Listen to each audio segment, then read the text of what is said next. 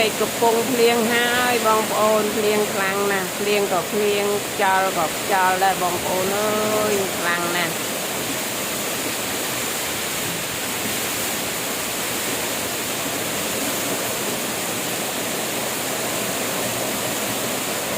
ភ្លៀងលើនេះមេឃឡើងងឹតលុបហ្មងបងប្អូនមេឃ